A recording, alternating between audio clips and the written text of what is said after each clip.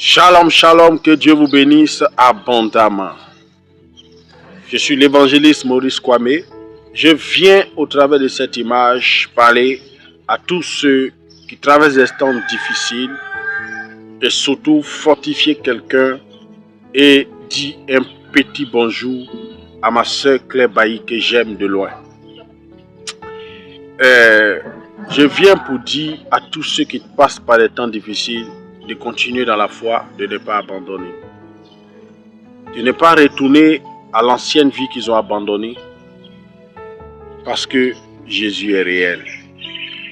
On ne devient pas chrétien pour un homme, on devient chrétien pour le salut de nos âmes. Quand moi je me convertissais, j'ai beaucoup souffert parce que j'ai abandonné beaucoup, car j'avais beaucoup abandonné. Je me souviens que j'étais un brouteur. À l'époque du broutage, j'étais un brouteur. Et vous savez, j'avais des connaissances comme Eto le Silencieux, Papi Diakata, Lélé le Duc, Président Sambadio, et j'en passe. Pour dire que j'ai été aussi dans le coupé décalé. Et j'aimais beaucoup aussi Arafat à l'époque. Parce que c'est comme si mon esprit était connecté à Arafat. Pourquoi? Parce qu'à chaque fois qu'il faisait sortir de la musique, moi je devenais très puissant. Et quand je m'assois sur mon clavier avec l'inspiration de sa musique, c'est terrible. Mais lorsque je me convertis, c'est une question de décision. Une question de vouloir sauver son âme. Et quand je me convertis, chers frères et sœurs, je décide de renoncer à ma vie passée. Je me souviens que j'ai fait cette folie. J'ai pris mon argent qui était dans mon compte en banque, j'ai vidé, j'ai fait don à l'église. Je me souviens que j'avais un code de retrait de plus de 19 millions, sans compter les 400, 500, 600, 700 euros que je devais faire comme retrait. J'avais beaucoup de codes cette période-là. J'étais dans une position où je n'avais pas besoin de devenir chrétien. Parce que devenir chrétien, c'est une histoire spirituelle. Pour sauver son âme, ce n'est pas une histoire d'argent. Alors j'ai renoncé à tout ça et j'ai souffert. Ma soeur, écoute-moi bien. Devenir chrétien, c'est décider de porter sa croix pour suivre Jésus.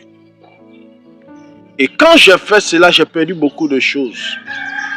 J'ai perdu premièrement cette soeur que j'aimais beaucoup. Avec qui je voulais faire ma vie. J'en parle. Parce que d'autres aujourd'hui souffrent une histoire de mariage. Moi, j'ai décidé de renoncer à ça. J'ai pleuré, mais j'ai porté ma croix pour suivre Jésus. Mes amis que j'avais construits, bâtis, j'ai aidé certains qui ont réussi à payer des terrains, construire des maisons. D'autres se sont réalisés, d'autres n'ont pas pu réaliser, d'autres sont partis en Europe, d'autres sont restés en Abidjan, d'autres sont devenus fous. Vous voyez, il y a eu beaucoup de choses qui sont passées. Mais il y a des personnes que j'aimais beaucoup plus. Comme certains avec qui j'ai vécu. Que j'ai hébergé, que j'ai nourri. Que j'ai formé, que j'ai préparé avec tout mon argent du mal. Comme on peut le dire, l'argent du mal. Mais qui m'ont trahi, qui m'ont abandonné, qui m'ont rejeté. Car le jour de ma conversion, tous mes amis en qui je croyais m'ont trahi, m'ont abandonné, m'ont rejeté. Je me suis retrouvé seul. Et c'était ça ma plus grande douleur. Perdre mes amis pour qui j'étais prêt à tout. J'ai décidé de renoncer à ça. J'avais mal, mais j'ai accepté de perdre pour Jésus. J'avais mon fétiche que j'ai pris au Burkina. Quand je pose le fétiche par terre, je parle au fétiche, je dépose mon poulet sur le fétiche sans couteau. Le poulet mourait. Et c'est ce qui me procurait l'argent. Je laisse tout ça là pour devenir chrétien, mais c'est de la folie. Mais pourquoi je l'ai fait? Le salut de l'âme n'a pas de prix. Il n'y a rien qui peut racheter l'âme à part Jésus. Et s'il fallait perdre tout, j'étais prêt à tout perdre. Regarde ma soeur. Quand je suis devenu chrétien, j'ai vécu une partie de ce qu'aujourd'hui tu vis. Moi aussi, je suis resté à l'église pendant longtemps. J'ai écouté des enseignements pendant longtemps. J'ai été attristé par certaines attitudes de mes pasteurs, mais je suis resté. Ils n'étaient pas assez parfaits parce qu'ils avaient aussi des défauts en tant que des hommes de Dieu. Hommes, la partie humaine, de Dieu, la partie divine. Donc parfois la partie divine se manifestait et parfois la partie humaine se manifestait. Mais j'ai dit, je ne retournerai plus jamais dans le monde. Ni pour un homme, ni pour mon pasteur, ni pour ma copine, ni pour ma famille. Personne. Je marcherai avec Jésus jusqu'à la fin. Et lorsque je décide de faire cela, moi je suis trahi, rejeté par les gens en qui j'ai cru. Même à l'église, j'ai reçu la trahison des frères. Ils sont allés me traiter des choses que je n'ai pas fait. Mais j'ai dit, j'ai décidé de marcher avec Jésus. Quand je n'ai plus eu de l'argent, on ne me respectait plus. Personne ne me considérait. J'étais rejeté. Les gens se moquaient de moi parce que j'avais tout laissé pour Jésus. On dit, je suis bête. J'ai dit, je vais suivre Jésus. Mes pasteurs m'ont rejeté. Ils m'ont méprisé.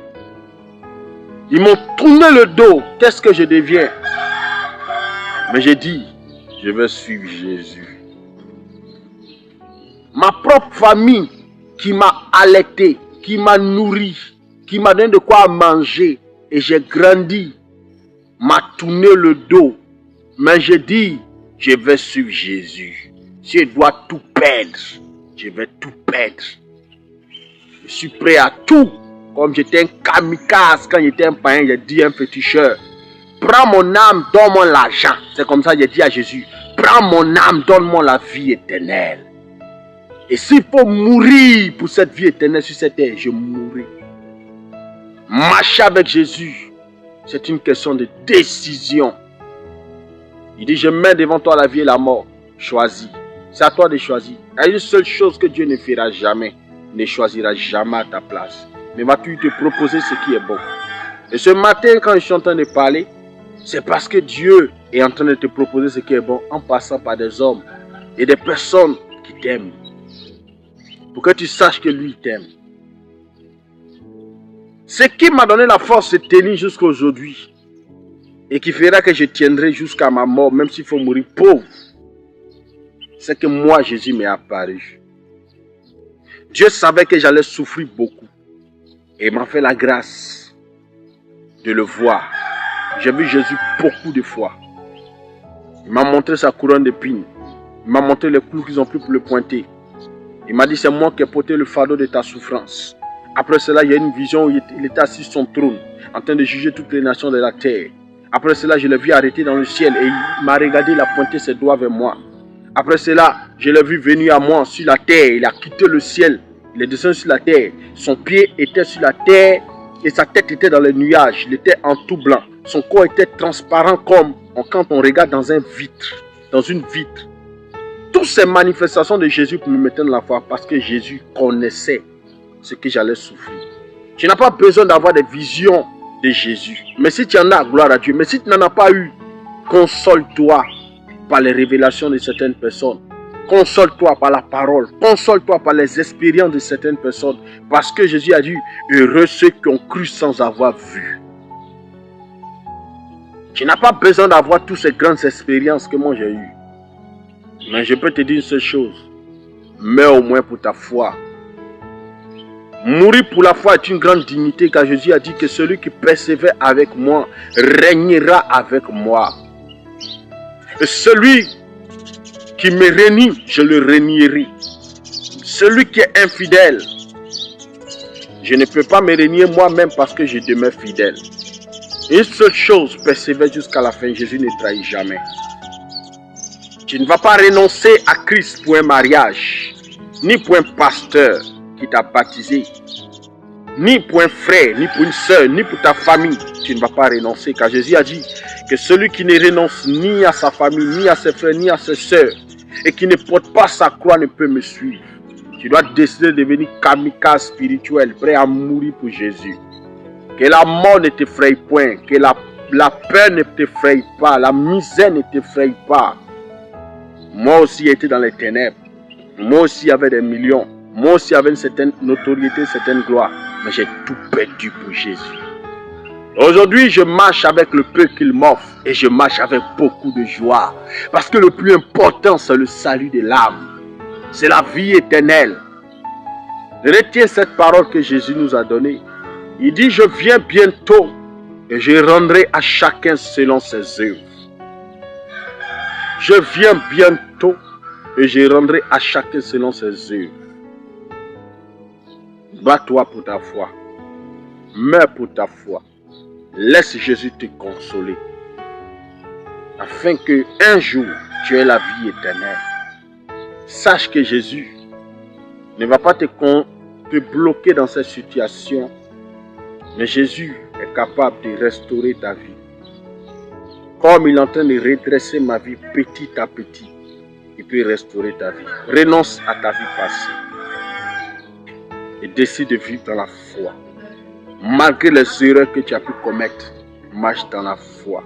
Moi, j'ai fait 4 ans accélérés. Je dis bien 4 ans accélérés de galères, sans travail, sans amis, sans frère, sans soeur, sans personne. Mon propre frère de sang, je lui avais demandé, héberge-moi seulement 1 mois chez toi. Il m'a dit, on est né 1 à 1, mon petit frère. Chacun pour soi, Dieu pour tous. Pendant que cet homme-là, il recevait beaucoup de cachets de 100 000 francs. Sans jamais toucher le clavier. Maman, relève-toi. J'espère que mon message t'atteindra. Et que tu vas t'asseoir encore pour réfléchir. On ne devient pas chrétien pour un jour. On devient chrétien pour l'éternité. Que Dieu te bénisse, qu'il te donne la force. Et que sa paix soit sur toi. Au nom de Jésus-Christ. Amen.